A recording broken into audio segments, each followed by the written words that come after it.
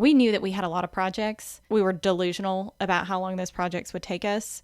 And we were also delusional about the progress we could make in other areas of life while doing those projects. Yes. Yeah. We're Nick and Hannah True, and we're here to help you do more with your money. Welcome to Craft Your Money Story, a Mapped Out Money podcast. All right.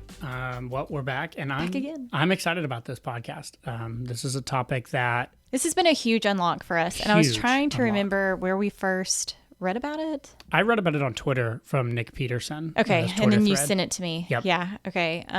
But it's been hugely helpful for us. Well, it's also been really helpful for... It's been really helpful for us. It's been really helpful for our clients as well, because so often they make the exact same mistake that we have made, which is like just trying to do too much all at once. And then you end up crashing and burning. So yeah, I think this concept, like when you hear it, it sounds really obvious, but we basically none of us do it unless we like very consciously think about doing it well. Totally. And so what are we talking about? Maintenance mode, putting certain areas into maintenance mode while you put other areas of life into growth mode. Because despite what we would all like to think, you cannot grow in every single area all at the same time. No. But that's what we do. You know, we're like, okay, it's New Year's. We're going to eat only chicken and broccoli. We are going to work out 3 times a day. Yep. I'm going to budget, and I'm going to cut all my eating out. We are going to do all of the things. Yes. We are going to be the I'm most going to take ideal my wife human. on a date twice a week. I'm going to, make sure that I'm now getting together with guys and having guy night, once a week as well. We put it all on there. Yeah. And then it all falls to pieces within like 3 days. Yeah. So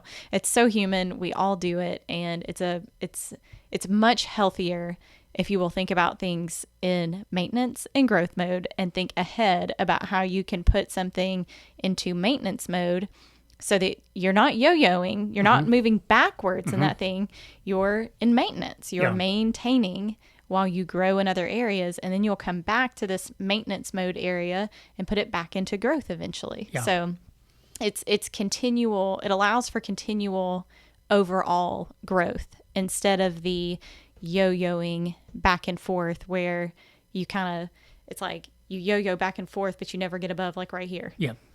Well, and I've done that, especially with my health over the last, decade, really. Totally. Where me too. I try so hard to lose weight and get fit, and I'll do pretty good. But then I'm also trying really hard to grow in all these other areas of my life. And inevitably I hit a burnout point, and what do? I just throw in the towel completely on the health thing.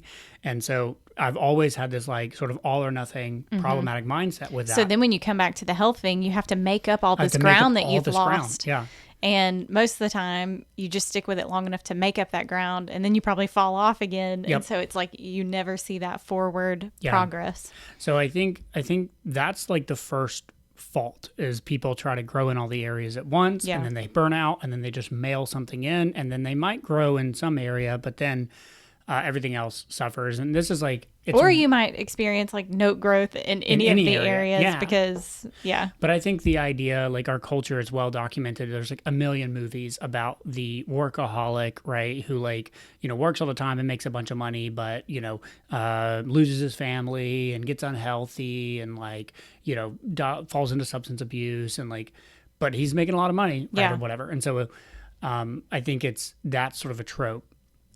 On the flip side, I think our culture has now had this problem where they swung the other direction, where everybody's all about balance and everybody's all about work-life balance. And how can we maintain balance? And people think, and I've been guilty of this in the past, they think that work-life balance or balance in general means that all the different areas of their life are going to get equal amounts of focus every day. Yeah, it's like micro versus macro balance. Yeah. And so I do want to make sure we set this up too, so people know what we're talking about. So for us, when we do quarterly planning, every quarter we look at our vision, we update it, and then we update the budget according to the vision. We talk about these different areas of our life, and we have gotten these from Michael Hyatt. He talks about this in a couple of his books, Living Forward, and then also Best Year Ever, and these different areas of life. And he breaks them down into There's 9 areas, but they're grouped in 3 groupings. So there's the being group, and that's spiritual, intellectual, mental, emotional, and then physical. So think about it like spiritual, mental, physical. And then there's your relational group. And so that's your romantic relationship, your marriage relationship. Then there's parental relationship. So you as a parent or you with your parents. And then there's social relationships and your broader community.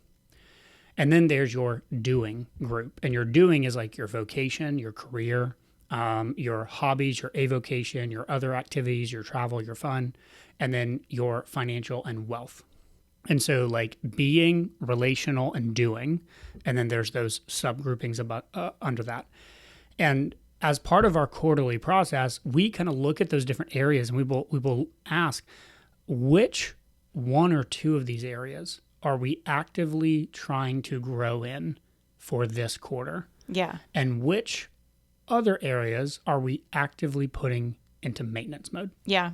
This is something that, first thing, I think people have a hard time accepting the maintenance mode idea because it feels like, how do I say this? How I want to say it? I think it feels like like you're throwing in the towel on it, but you're not. And imagine saying, this quarter, I'm in maintenance mode with parenting. Yeah. Or like, I'm that in feels maintenance weird. mode with my spouse. Yeah. And it's like, that feels really, like I'm not like supposed a bad to say thing that. to say. Yes. Yeah.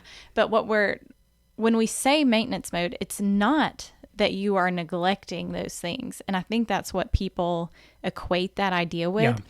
Yeah. And that's what you will end up doing if you're not realistic about what you can actually fit on your plate. Yep. And so like, that's the whole point. We're talking about like, a minimum effective dose for these things so that they don't get neglected. Yes. Yeah. So that was the first point. And the second thing I was going to say, I'm not sure. Keep talking and it'll probably come back to me. Well, so the other thing I wanted to define for people who, if this is the first time you've been introduced to this concept, so Nick Peterson, where I got this idea from, in his Twitter thread that he breaks down this idea, he uses health and fitness as an example. So he's like super jacked. He's like a business guy and he's super fit. And one of the things that when you start reading about like, how do I get more fit, especially if you want to build muscle, one core concept is progressive overload. And so the idea is you have to progressively overload the muscles themselves so that then the muscles grow to try and reach that new level. That's like some of you people like health and fitness nerds or like do this for a living are going to be like, wow, that was the dumbest explanation ever. Ultimate tone through ignoring limitations. Stop it! You can't tell me what to do. Who's going to do it? You. Only you. That's it works the basic for our idea. purposes. It works for our purposes. So in order to grow, you need to overload that area, and then that area will grow to that new level.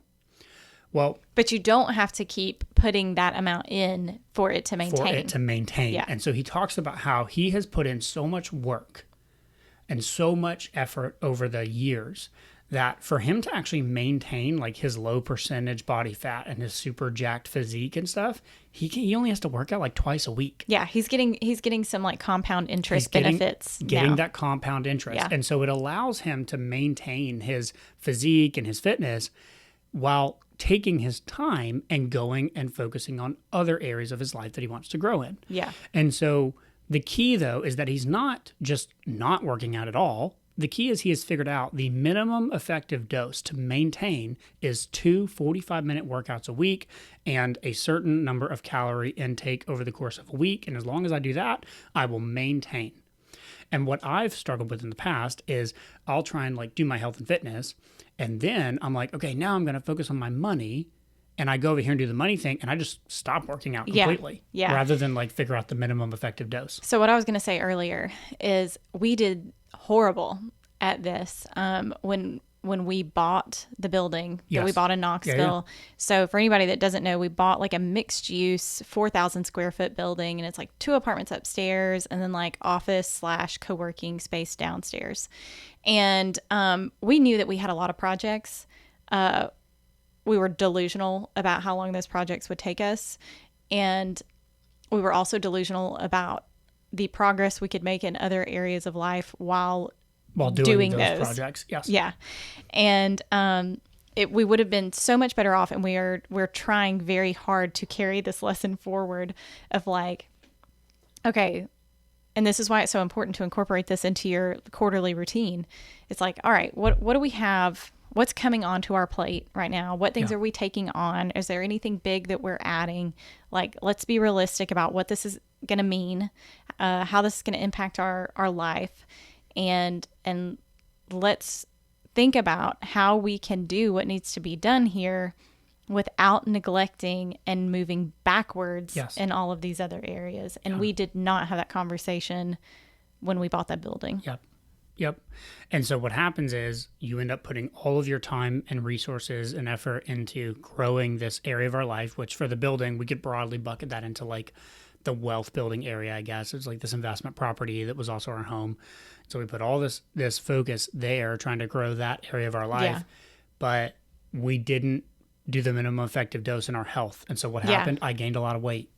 We didn't do the minimum effective dose in our relationship. And so like we had months where we were tight and stressing like in our relationship, and we weren't prioritizing that. And so like what happened is we got maybe like 3 or 4 months in, I would say, and hit like an oh crap moment. This is not working. Yeah. And I think you stumbled across that tweet maybe. I don't remember the exact timing of everything, but we came back to this like, or we discovered this med mode thing and then had the conversation around it. And it's like, man, this would have been a lot nicer if we had just had this conversation on the front end before. Yeah. And again, it's a really nice way to like assess decisions too, like before you add something in, because, when you're adding something to your plate or buying something that's going to require you to do projects or maintenance or, whatever, and just going like, okay, to handle this thing in the way that we want to handle it, what is that going to mean for other areas of our life? And are we comfortable with putting these things into maintenance mode while we focus on this? Or do we maybe is it maybe not the right time for us to make this type of purchase or, whatever. And so that really kind of brings us to why you haven't heard from us in the last year. I think it's been right out about a year since we produced. I don't even know. I haven't even looked. Any podcast or YouTube content. Yeah. And part of it is we realized that everything that we had put on our plate was not working. Too much. And we needed to consciously decide to put certain things into maintenance mode and figure out what is the minimum effective dose. And so if you're on our email list, this is not the first time you're hearing about this, because we sent out an email just like, hey, Mapped Out Money is going to be in maintenance mode. And so what that means for us is we're focused on current clients and, revamping our course and all of these things kind of behind the scenes. But we're not going to be putting out new content right now. And it's kind of interesting, like for you business owners that are listening, maybe you'll find this interesting. Mapped Out Money revenue has been more or less stable for 18 months. We were growing pretty steadily for a while, and then we've been like just kind of right at around where we've been for the last 18 months or so. And that's a huge blessing that we've been able to do that with not putting out YouTube content, because that's the main driver of our business. We've got a bunch of old videos that still keep, bringing new customers our way. But, that has allowed us to be able to like pay the bills, focus on serving our current clients, focus on running our current programs. And also like lay the groundwork for that next growth phase, because we've spent the last 6 months in particular completely overhauling our core restructuring things, restructuring the back end of the way the business operates. We hired a new customer support person who we've been getting her ramped up. So, it's been a foundation laying kind of season behind the scenes. And now we're ready to enter into a new growth phase for Mapped Out Money. And so now we're back to creating content. Yeah. And I would say, just as a side note, it's just so fun to be back. Like, I think it was really hard for us to put content in maintenance mode. Yep. Because I enjoy recording stuff with you. Yep. And like, I can't even count the number of times that we were both just like, man, I miss recording with you. Like, it's fun to sit down and do a podcast together. Or we're talking and it's like, oh, we need to talk about that on this the will podcast. be a good podcast. Yeah. So yeah, we're excited. We're excited to be back. That's really all I was saying. I think the other thing that I wanted to kind of sneak in with this episode is, I know you already said it, but I just wanted to highlight it one more time, which is like this idea of maintenance mode means determining the minimum effective dose in that area and then intentionally doing that.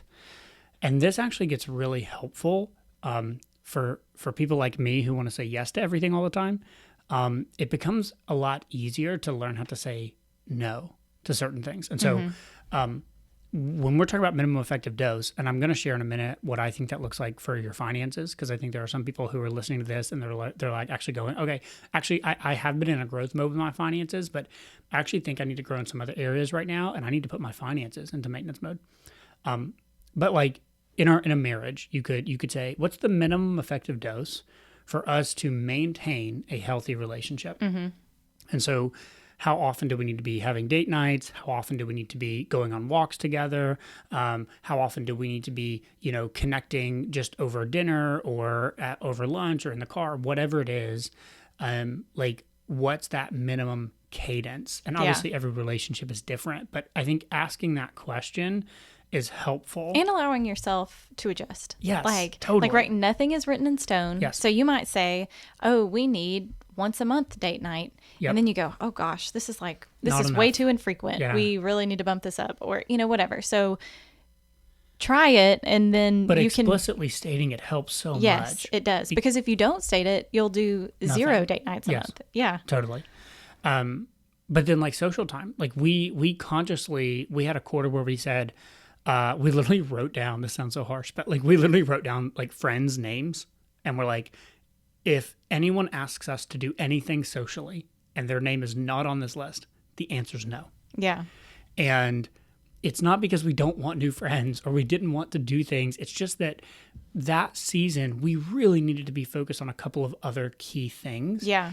And it made it very easy when I had guys reach out for a poker night or whatever. And it's like, I actually do want to go. Yeah. But like, I'm sorry, I'm in a season right now where for this quarter, like I'm just saying no to all of those things because we really need to focus on these other areas of our life. Hit me up next quarter when you guys do it again. And like I said, for me, who like I want to say yes to everything all the time. And most people are like really understanding and they actually are surprisingly understanding. And like really, I don't know, they're like, man, I need to do that more too. Yeah. Like I've let myself get a little overrun, and I need to kind of take a step back and think about what I need to Totally refocus on. Yeah. Yeah.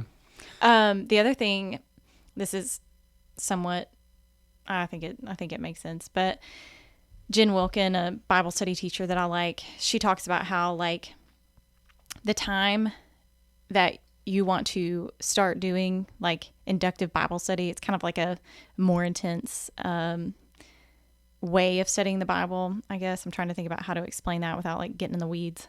That's fine. Yeah. But she's like, the time that you want to start that is not when you're in the middle of a storm. Like This is very much like a dig the well before you need it. Yes. Like you want to do that now, because like when crap's hitting the fan, you might be doing good to get 15 minutes in your Bible. You might be doing good to get 5 minutes in your Bible. But if you've laid the groundwork beforehand, then you can use that 5 minutes really, really well. Yeah, that's good. And you also are like spiritually mature enough to not neglect that. Like you know, like I've got to get something, even if it is just 5 minutes. It's the compound gains, Yeah. right? And so it's like it's why like the longer that you're married and the more stuff you go through, then like the easier going through future things becomes. You know, there are seasons where like we're going through something tougher and we don't get as much quality time together. And while it's not what I want to have happen, it doesn't set our relationship back in the way that it might have 8 years ago. Totally. And we've gotten better at communicating and going, like if we are in one of those seasons and going like, hey, I just need some time like with you. Like I can we put something on the calendar? Like I know things are really crazy and whatever, but I just need some time on the calendar for us to go do Totally. XYZ kind of thing. And like the other one doesn't get mad or like, you know, act annoyed or whatever. We're like, yeah, let's do that. Let's put it down. That's great. Like, yeah.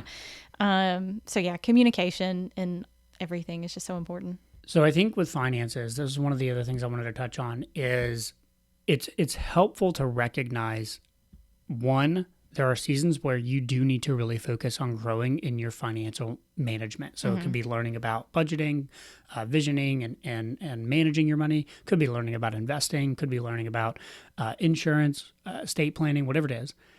And then there are seasons where you go, actually, I actually get to reap the benefits of that. And so this is one of the misconceptions, because like when people join Ahead of 100, they come in and it's a lot of work for the couple months like that they're in the program. It's Yeah. like a boot camp or like a college class or something. Like it's like, yes, you're here to learn and focus. This is a priority for you. You are in growth mode with your money for the next 3 months. And that means that you're going to spend a lot of time every week working on this.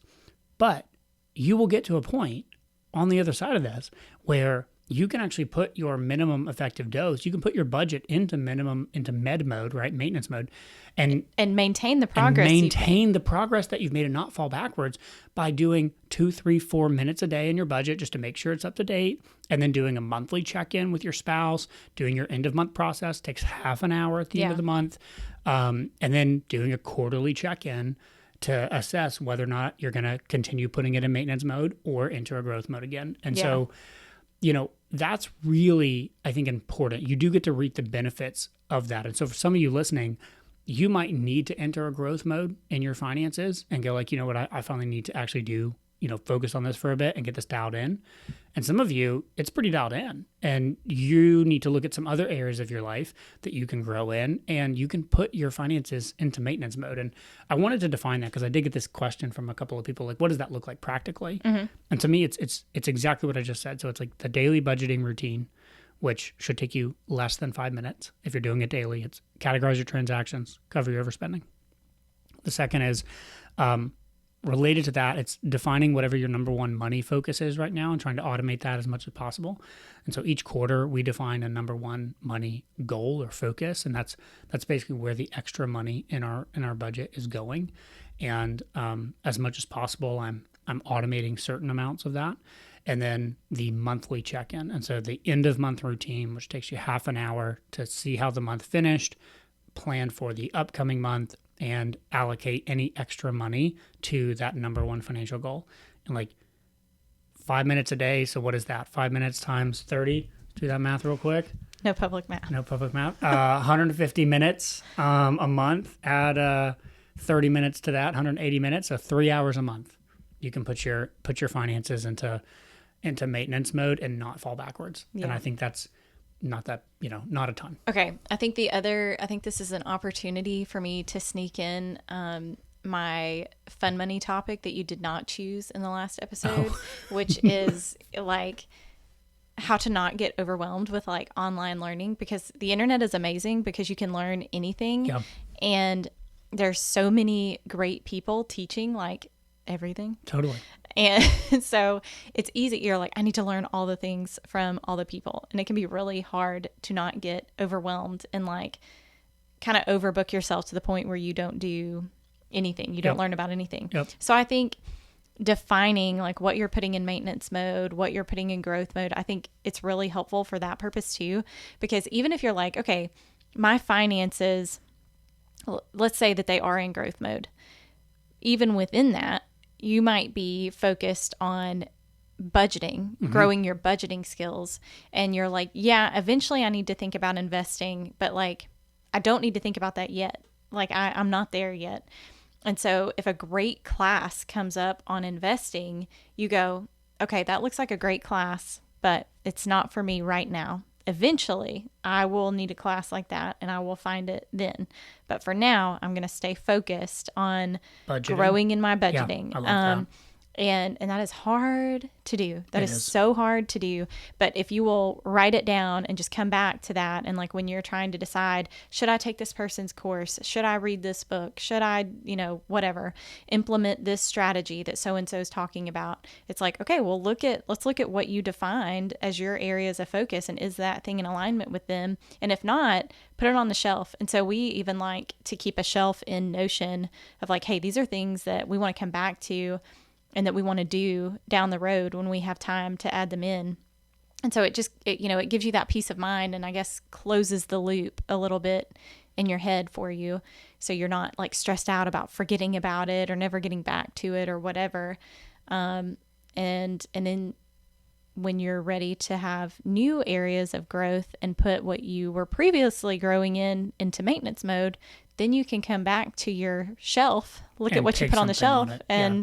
and go, okay, do any of these things fit in now? Yeah, that's something that I think we were just recently talking about. I've kind of tried to do with business. And so if you're a business owner listening to this, one of the most helpful frames that I've recently come across is thinking about our business as if it was like a, you know, a big corporation in a way. Mm-hmm. So big corporations, they have like departments, right? They have the marketing and sales department. They have the operations or delivery department. They have the product department, right? They have the HR department.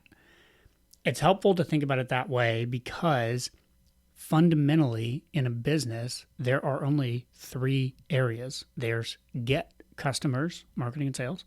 There's deliver the value, deliver the goods, right? The product or service you provide. So delivery. And then there's admin and overhead. And if I'm not careful, I will start consuming podcasts and newsletters and books and YouTube videos in all of these different areas all at the same time. Mm-hmm.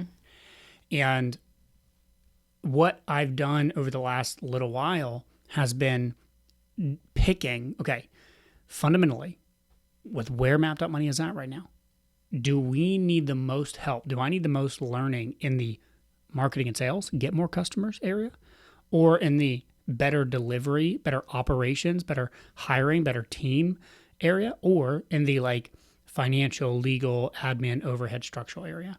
And each quarter I'm defining like, this is what Map.Money's main like bottleneck is right now. Yeah. I only get to consume content On that. Yeah. And I literally go and unsubscribe from like newsletters and things, and I get them out of my eyesight. Yeah. And it's like I only listen to content that is on this topic. I've done now. the same thing like with art people Yeah. that I follow, because there's like tons of artists that I love and that I would love to learn from. But here's maybe like a practical thing. When I find myself feeling like kind of that analysis paralysis, or just completely overwhelmed, and I can't figure out like what move to make next, that tends to be my signal of like, okay, I think it's time to define your focus and simplify and curate who you're getting input from, where you're learning from, and like really get focused in so that you can move forward with clarity instead of feeling overwhelmed constantly. Yeah. I think that's all I have. I think that's all I have. Okay. So I think that's pretty good. All right, cool. Takeaway is if you don't have some sort of regular process right now for assessing what season of life you're in and then actively defining this is going to be in maintenance, this is going to be in growth, and here's what maintenance looks like. If you're anything like us, everything will just end up in chaos. Yes, it'll end up in chaos. And so put something on the calendar, do it this weekend, do it, next week, whatever. But like we have found that for us, once a quarter works really well. And so have a quarterly routine on the calendar and make this one of the things that you look at. And I would say if you feel resistance about that and about like committing to putting something in maintenance mode, that's normal. Yeah. I would say like, welcome to the club. I also wanted to make sure I said this. I meant to say this earlier. I think that this is probably assumed based on what we talked about, but I wanted to explicitly say it. The whole work-life balance thing. It's not that I'm anti-work-life balance or it's balance. Just we define it. It's that it's a balance over a different time horizon. And so people think that they need to have work-life balance today.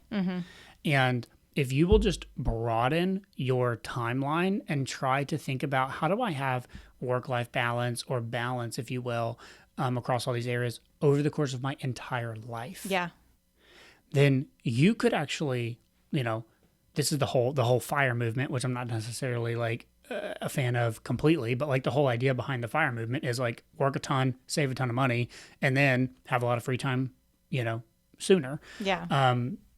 It's balance, but over the course of your life rather than on the day-to-day basis. And so I found that, again, thinking about it in quarters and going like, how can we use this quarter to grow in certain areas? And that does mean that we're putting some other things into maintenance mode, but maybe we get to have more of that and grow in that next quarter. And it may not even be, it may be like a weekly kind of thing. Totally. So I know like Ruth Jo Simons, Bible teacher, author, artist that I like, she's talked about, and again, I'm going to harp on communication here, but she's talked about how, like, when she's getting ready for a book launch, I think she's got 6 boys, and she has just communicated to them, like, hey, this week I have to be really focused on my book launch.